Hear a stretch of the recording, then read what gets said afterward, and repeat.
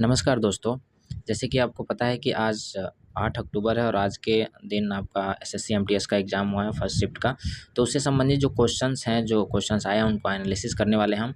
यहाँ पे आपको 100% और सटीक आंसर मिलेगा, 100% सही क्वेश्चंस और 100% आपको सटीक एक्स्ट्रा फैक्ट के साथ आंसर मिलेगा, जो आपको आने वाले एग्ज़ाम्स में काफ़ी ज़्यादा हेल्पफुल होगा। क्योंकि देखा गया है कि एसएससी जो है पीछे के शिफ्टों में पूछे गए क्वेश्चंस के एक्स्ट्रा फैक्ट से क्वेश्चंस अगले शिफ्टों में देती है। तो इसलिए यह वीडियो आप लोगों के लिए काफ़ी ज़्यादा ज़रूरी हो जाता है। साथ ही यदि आप ये पीडीएफ तुरंत चाहते हैं तो हमारे टेलीग्राम जो ग्रुप है, जिसका लिंक आपको डिस्क्रिप्शन में मिल जाएगा, टेलीग्राम ग्रुप से आप ज्वाइन हो जाइए और वहाँ पर आप यह पीडीएफ प्राप्त कर सकते हैं। साथ ही यदि आप आगामी एग्ज़ाम में बैठने वाले हैं तो वहाँ से जो क्वेश्चन आपको याद हो सके उसे हमारे टेलीग्राम पर भेज दीजिएगा, ताकि उसका एनालिसिस कराया जा सके। तो चलिए देर न करते हुए हम इस वीडियो को शुरू करते हैं। पहला क्वेश्चन पूछा गया था आपका कि मौर्य काल के में कौन सा विदेशी भारत आया था। तो मौर्य काल में जो विदेशी था वो मेगास्थनीज था, जो भारत आया था। यह एक इतिहासकार था। यह यूनान का रहने वाला था और सेल्यूकस का राजदूत था। अगर हम विदेशी देखें तो सेल्यूकस भी आया था मौर्य काल में। तो मेगास्थनीज आया था, जो कि एक तरह से राजदूत था सेल्यूकस का, और यह यूनान का रहने वाला था। जो चंद्रगुप्त मौर्य के दरबार में आया था, वह 6 साल तक चंद्रगुप्त मौर्य के दरबार में रहा और इसके द्वारा एक पुस्तक लिखी गई इंडिका, जिसमें हमें मौर्य युग की संस्कृति, समाज और भारतीय इतिहास के बारे में पूरी जानकारी मिलती है। साथ में जिनको इंग्लिश में यह चाहिए वो इंग्लिश भी यहाँ पे लिखा गया है, which foreigner came to India during the Maurya period. तो आप यहाँ से उसे पढ़ सकते हैं। इस पीडीएफ को लेकर आप इंग्लिश में भी इसे पढ़ सकते हैं। चलिए आगे देखते हैं। अगला क्वेश्चन है कि वन नेशन वन प्रोडक्ट के तहत एक 137 प्रोडक्ट कितने जिलों से आए हैं, यानी कि from how many districts have the 137 product come under one nation and one product scheme.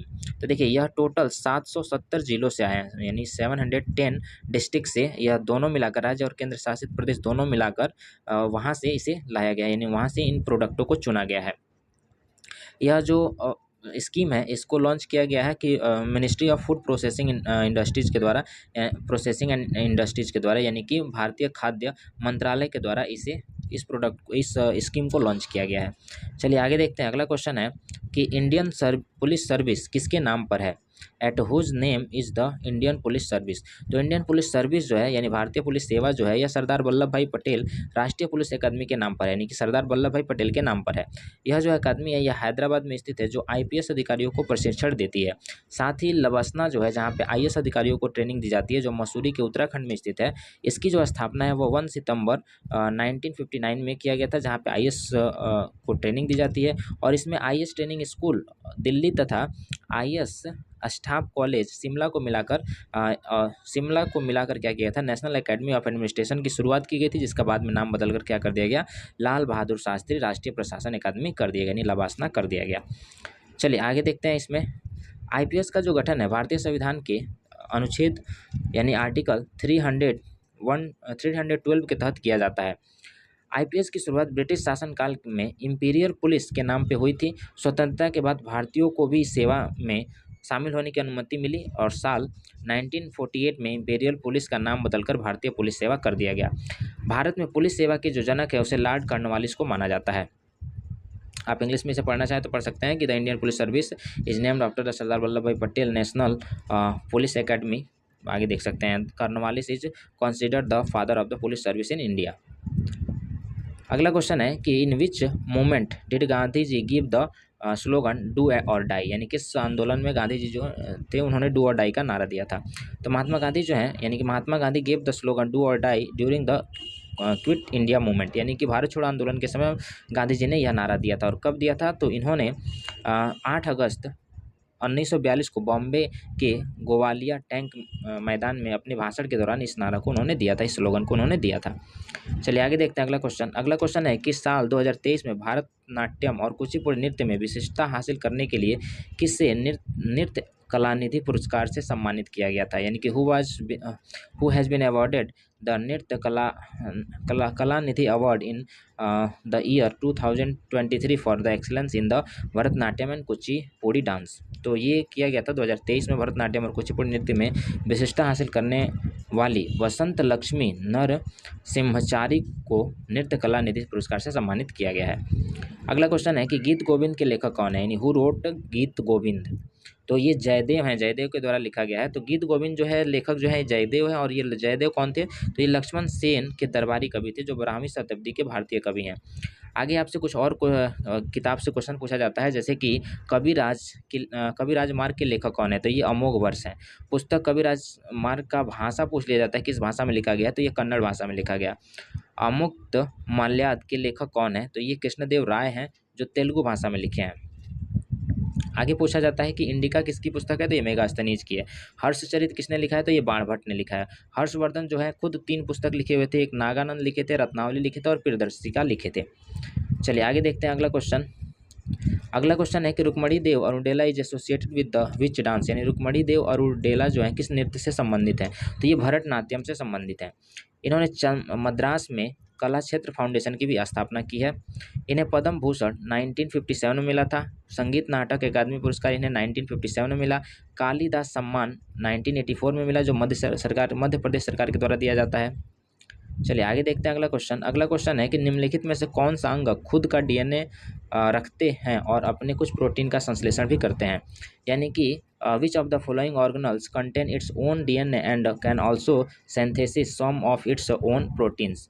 तो इसमें कौन हो जाएगा? क्लोरोप्लास्ट हो जाएगा। क्लोरोप्लास्ट जो है यह एक तरह से पौधे कोशिकाओं की प्लांट कोशिका में पाए जाने में एक अंगक होता है, यानी कि ऑर्गेनल्स होता है, जिसमें इसका खुद का डीएनए और राइबोसोम होता है, जो जिसकी सहायता से जिससे यह प्रकाश संश्लेषण के लिए आवश्यक प्रोटीन का संश्लेषण करता है।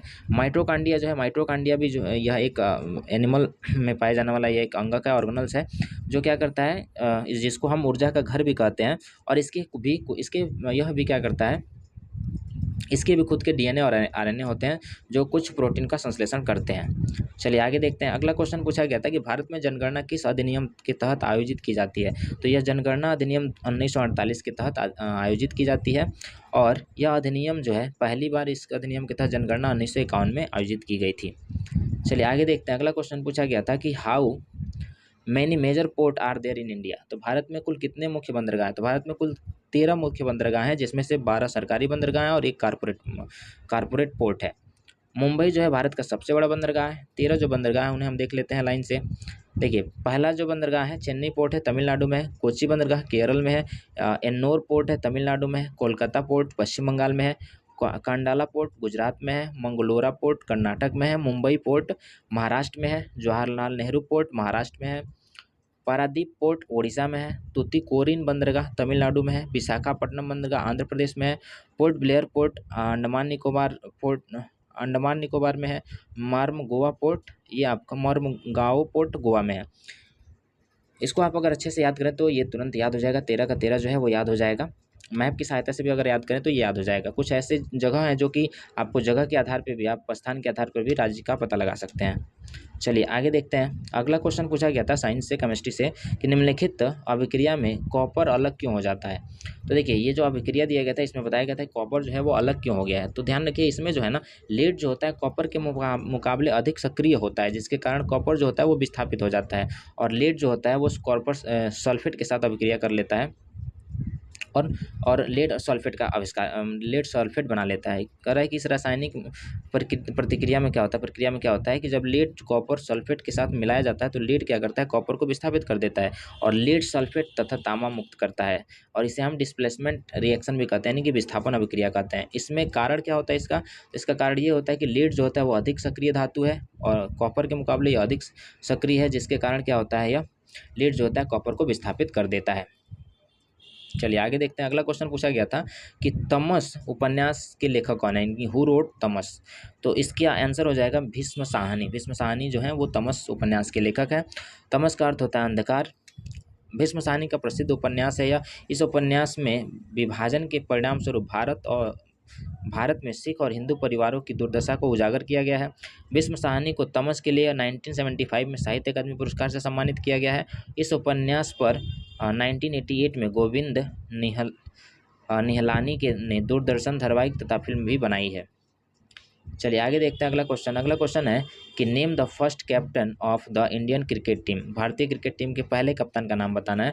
तो भारतीय क्रिकेट टीम के पहले कप्तान जो थे वह CK नायडू थे, जिन्होंने इंग्लैंड के खिलाफ खेलते हुए टीम का नेतृत्व किया था।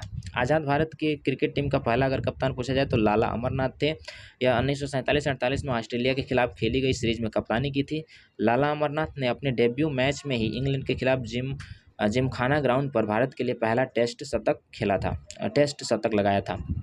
अजित वाडरे जो है वो भारत के पहले वनडे क्रिकेट कप्तान है और वीरेंद्र सहवाग जो है भारत के पहले T20 मैच के कप्तान है। चलिए आगे देखते हैं अगला क्वेश्चन। अगला क्वेश्चन है कि which of the following railway launch the one station one product initiative, मतलब किस रेलवे स्टेशन ने क्या किया है, आपका वन स्टेशन वन प्रोडक्ट को लॉन्च की पहल की है या लॉन्च किया है। तो साउथ सेंट्रल जो रेलवे है वो क्या किया है, इसको लॉन्च किया है। यह लॉन्च किया गया था अब तक, यानी 30 नवंबर 2023 तक का जो अपडेट है उस समय तक क्या हो चुका है कि लगभग इस पहल के तहत 1083 स्टेशनों पर 1189 OSP विक्रय केंद्र खोला जा चुका है। इसमें क्या किया जाता है कि जो लोकल प्रोडक्ट हैं, जैसे यह रेल मंत्रालय के अधीन भारतीय रेलवे की एक पहल है। इसे लोकल फॉर वोकल को बढ़ावा देने के दृष्टिकोण से लॉन्च किया गया है। यह स्थानीय लोगों को देश भर में स्वदेशी उत्पाद बेचने के लिए विशिष्ट रूप से डिजाइन बिक्री आउटलेट प्रदान करता है, यानी कि बिक्री आउटलेट क्या करता है, ये प्रदान करता है, जिसे हम OSP केंद्र, विक्रय केंद्र कहते हैं। अगला क्वेश्चन पूछा गया था कि भारत के संविधान का अनुच्छेद 46 किसके शैक्षिक और आर्थिक हितों के संवर्धन को दर्शाता है। तो अनुच्छेद 46 जो है अनुसूचित जाति, अनुसूचित जनजाति और अन्य कमजोर वर्ग के शैक्षिक और आर्थिक हितों को बढ़ावा देता है। अगला क्वेश्चन पूछा गया था कि हिमालय की कंचनजंगा की चोटी की ऊंचाई कितनी है। हिमालय की कंचनजंगा चोटी की ऊंचाई कितनी है, तो ये आपका 8586 मीटर है। विश्व की तीसरी सबसे ऊंची चोटी कंचनजंगा है। जो कंचनजंगा है विश्व की तीसरी सबसे ऊंची चोटी है। K2 जो है यानी कि गार्डविन स्टीन, जिसकी ऊंचाई 8611 मीटर है, भारत की सबसे ऊंची चोटी है जो बाघ अधिकृत कश्मीर में है। जबकि स्वतंत्र भारत की भूमि की सबसे ऊंची चोटी कंचनजंगा है, यानी कि स्वतंत्र भारत भूमि में अगर देखा जाए तो कंचनजंगा सबसे ऊंची चोटी है जो सिक्किम में है। ललित कला अकादमी पुरस्कार 2023 किसे दिया गया है, तो इसे पवन कुमार को दिया गया है। चलिए आगे देखते हैं अगला क्वेश्चन है मौर्य काल के तत्काल बाद किस वंश ने आकर मगध पर शासन किया था। तो शुंग वंश ने शासन किया था। मौर्य वंश का अंतिम जो शासक था वो बृहद्रथ था, जिसकी हत्या इसी के सेनापति पुष्यमित्र शुंग ने कर दिया था। कब कर दिया था, तो 185 ईसा पूर्व में कर दिया था और वहाँ पे शुंग वंश की स्थापना हुई थी। आगे क्वेश्चन पूछा गया था कि भारत के संविधान के किस अनुच्छेद के अनुसार भारत के अटॉर्नी जनरल को संसद के किसी भी सदन में बोलने अन्यथा तथा कार्यवाही में भाग लेना का अधिकार होगा। तो यह अनुच्छेद 88 कहता है कि अटॉर्नी जनरल को किसी भी सदन में बोलने तथा कार्यवाही में भाग लेने का अधिकार होता है, लेकिन उन्हें वोट देने का अधिकार नहीं होता है, ये ध्यान रखिएगा। संविधान के अनुच्छेद 76 ने भारत के अटॉर्नी जनरल पद का प्रावधान किया हुआ है। वह देश का सर्वोच्च कानूनी अधिकारी होता है। अगला क्वेश्चन है कि स्वच्छ भारत अभियान महात्मा गांधी के किस जयंती के अवसर पर शुरू किया गया था। तो यह महात्मा गांधी की 145वीं जयंती पर शुरू किया गया था। स्वच्छ भारत अभियान ठोस अपशिष्ट प्रबंध में सुधार और खुले में शौच को खत्म करने के लिए 2014 में भारत सरकार द्वारा शुरू किया गया यह राष्ट्रव्यापी अभियान है। कब शुरू किया गया था, 2014 में। किसके द्वारा, नरेंद्र मोदी सरकार के द्वारा इसे शुरू किया गया था। दिल्ली के राजपथ पर इसे लॉन्च किया गया था। कब लॉन्च किया गया था, 2 अक्टूबर 2014 को। अगला क्वेश्चन है कि एक मिनट। अगला क्वेश्चन है एक साथ एक दिन एक घंटा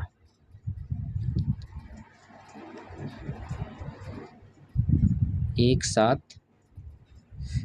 एक मिनट रुक जाइए। हाँ, एक साथ एक दिन एक घंटा अभियान किस से संबंधित है, तो ये महात्मा गांधी से संबंधित है। यह जो लॉन्च किया गया था एक साथ एक दिन एक घंटा अभियान जो है 2023 में गांधी जयंती से एक दिन पहले चलाया गया था। यह स्वच्छता पखवाड़े का हिस्सा था और इसका उद्देश्य देशवासियों को एक साथ आकर सार्वजनिक जगहों पर की सफाई में योगदान देने के लिए कहा गया था। चलिए आगे है, 2011 में भारत के किस राज्य में हिंदू आबादी का प्रतिशत सबसे अधिक था? तो यह हिमाचल प्रदेश में सबसे अधिक था, 95.17% था। और सबसे कम अगर पूछा जाए तो कहाँ था? मिजोरम में था, 2.75% था। इसके कुछ एक्स्ट्रा फैक्ट देख लेते हैं कि 2011 की भारत की जनगणना के अनुसार 966.3 मिलियन जो लोग हैं वो हिंदू के रूप में उनकी पहचान की गई है, जो टोटल आबादी का 79.8% है। सबसे अगर केंद्र शासित प्रदेशों में देखा जाए तो सबसे अधिक जो है दादर और नागर हवेली में हिंदू की संख्या यानी कि 93.93% है। और सबसे कम अगर केंद्र शासित में देखा जाए तो लक्षद्वीप में है, 2.77% है। भारत में पहली जो जनगणना थी वो लॉर्ड मेयो के द्वारा 1872 में आयोजित कराई गई थी, लेकिन यह पूर्ण जनगणना नहीं थी। भारत में अगर पूछा जाए पहली पूर्ण जनगणना कब आयोजित कराई गई तो यह हुआ था 1881 में, लॉर्ड रिपन के द्वारा आयोजित की गई थी, जो लगातार चलती रही, यानी अंतराल पर 10 सालों के अंतराल पर चलती रही, यानी कि अगर पूर्ण जनगणना पूछा जाए तो 1881 होगा। तो ये आज के पूछे गए क्वेश्चंस थे। यदि वीडियो पसंद आया तो आप वीडियो को लाइक कीजिए, दोस्तों के साथ शेयर कीजिए और चैनल को सब्सक्राइब कर लीजिए। साथ ही यदि आपको यह PDF चाहिए इंग्लिश हिंदी दोनों में तो आप हमारे टेलीग्राम चैनल से जुड़ जाइए, जो इसका लिंक आपको वीडियो के डिस्क्रिप्शन में मिल जाएगा। तो चलिए फिर हम मिलते हैं अगले वीडियो में।